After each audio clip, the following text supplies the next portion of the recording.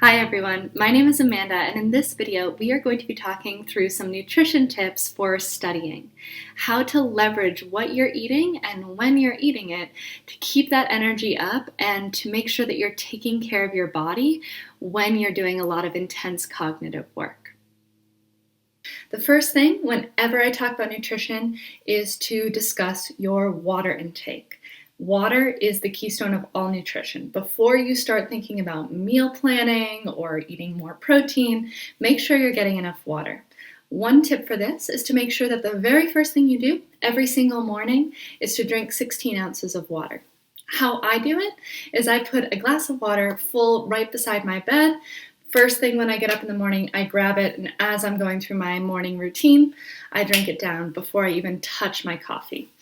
Another option is to use an app, a water tracking app. There's tons of them out there, or some sort of water bottle or water container that tracks how many ounces you're drinking every day. Another good habit is every single time you eat or get up from your desk, go refill your water cup. You want to have a water container that's really enjoyable to use. So either a metal water bottle, right, a Yeti, something that you enjoy using that gives you pleasure to drink out of. For me, I fill this up with iced coffee in the morning and water in the afternoon, and I drink it because it's my natural habit to grab my iced coffee cup. So just take a week or two to make sure your water intake is on point. Once you've gotten that far, here's some basic nutrition tips. One is, in general, it's better to eat small meals more regularly. So I'm talking like 5 or 6 times a day, roughly 400 to 700 calories, depending on how much you need to eat. How to do that? An easy way to eat smaller meals more regularly is just to split up the meals you already eat. If you get a sandwich for lunch, eat half now when you get the sandwich, wait a couple hours and eat half later. By regulating the amount of food you're taking in at any time, you'll prevent those crashes that tend to happen mid-morning and mid-afternoon. Another key thing about nutrition is what you're eating. In general, right, general blanket rule, whole foods are better. Fruits and vegetables are really important. A variety of fruits and vegetables are even better. And make sure that you're eating a nice balanced amount of protein, fats, and carbohydrates. There's a ton of great apps out there if you want to track it.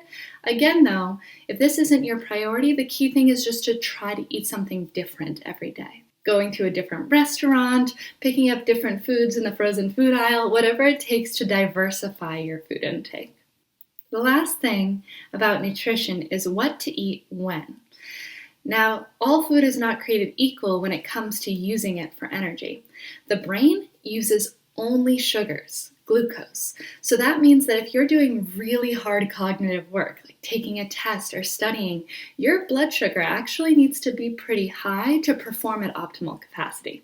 There's actually a really cool study that was done on Israeli judges that proved that they were more cognitively able to do their jobs, make decisions, after they had eaten lunch than before. So if you notice that you crash and have a hard time studying around mid-afternoon, check in. When's the last time you ate? And have you eaten some sugars lately? Sometimes something as simple as a lemonade or a granola bar can bring that energy back up and give you a couple more hours of great studying. Conversely, on hours that you're using your brain a little less, easy tasks, more methodical tasks, that's the time to get protein and vegetables in, particularly later at night as you're winding down and kind of wrapping up your studying for the evening, making sure your last meal of the day is not sugar rich so that you sleep well and you're maximizing your recovery foods, which are the proteins and the micronutrients. All right, so those were just some basics about nutrition. Obviously, there's whole courses on this. For more information, there's some links in the description below. And of course, feel free to reach out in the comments with any questions.